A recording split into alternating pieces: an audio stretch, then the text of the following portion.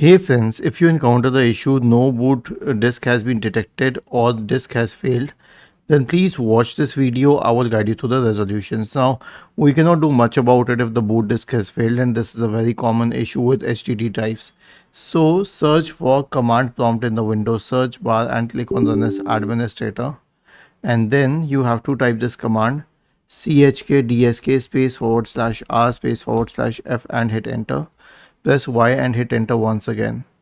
The next solution is to discharge all the capacitors. Now I'll explain the exact procedure for this. It also involves a hard reset. Remove the power cable of your system. Remove the battery of your system. Basically, there should be no power source. Switch off your computer. Press the power button for 40 seconds. And lastly, consult a hardware technician to fix the problem. Was this helpful? If yes, then please subscribe to the channel.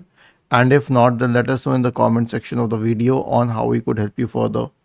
Thank you for watching this video and have a nice day.